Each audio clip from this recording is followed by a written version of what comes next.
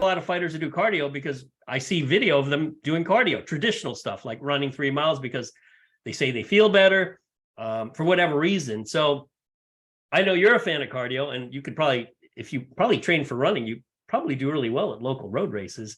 How do you approach that? Because the strength and conditioning types will say boxing is really more of it's kind of more sprintish than just doing traditional, slow, steady cardio. Does that make sense?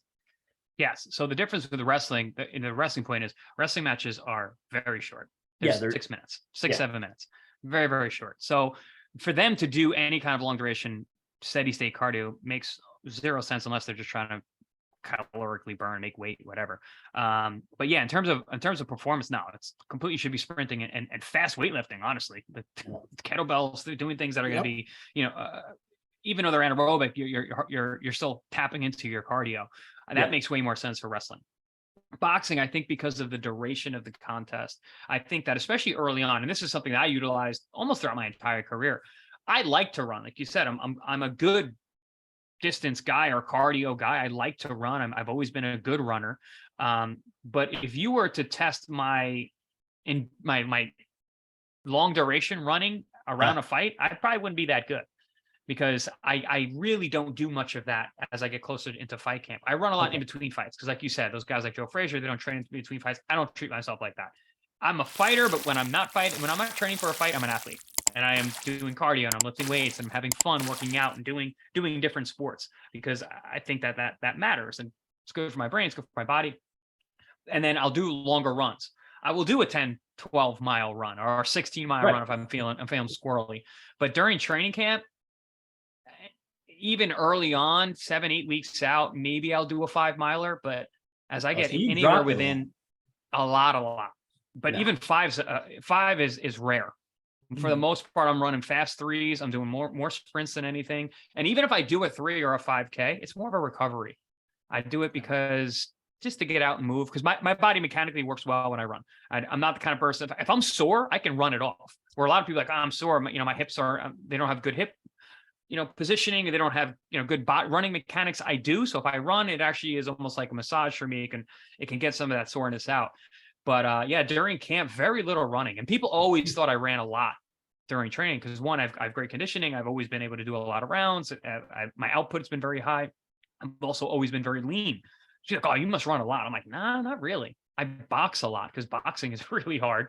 But I'm kind of old school in that sense. And I've gotten more so like that in my last third of my career. I just box a lot. And I work boxing 6 days a week. And everything else is ancillary. Strength training twice a week, box 6 times a week, runs when I need them, sprints because they help.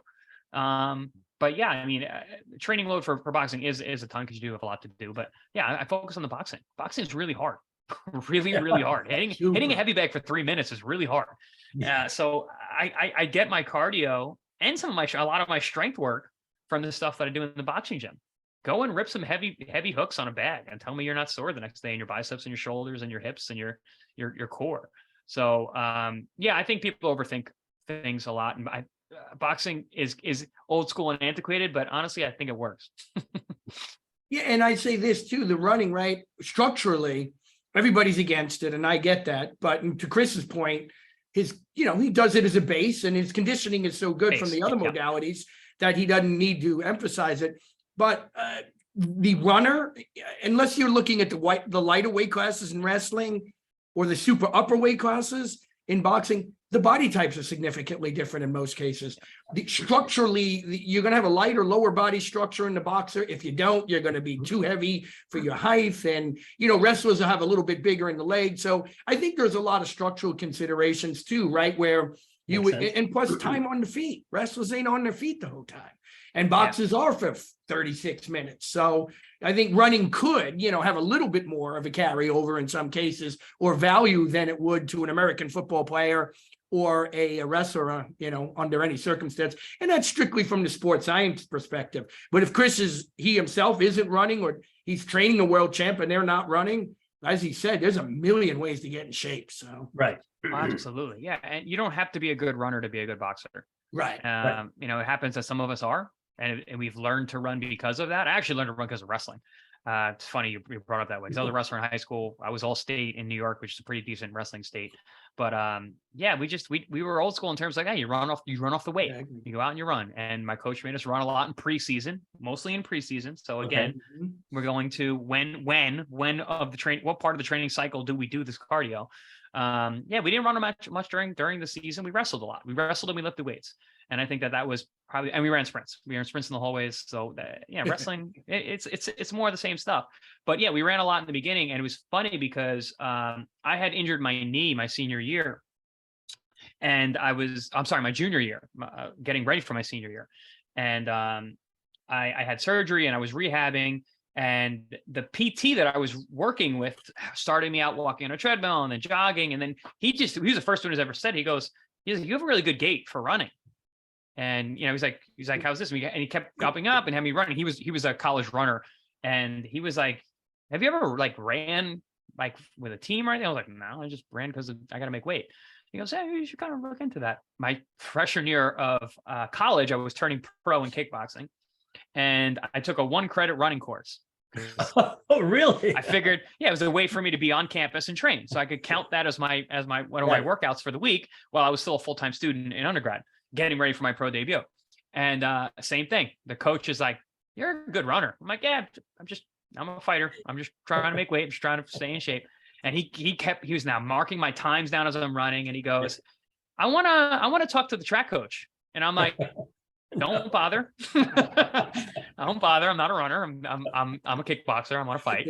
And he kept pushing it. And then he told me, he's like, I talked to the track coach. I was like, he's like, you could probably get you some money. And I'm like, I'm good. Thank you. I appreciate it. Thanks for the boasts of running compliments, but I don't care. I'm a fighter. But yeah, no, you don't have to be a good runner to be a good fighter. I just happened to be a good runner it came out of the blue based on my fight sports. But yeah. You don't have to be a good athlete to be a good fighter either. I know a lot of guys who are very unathletic and everything else, but they can fight their asses off.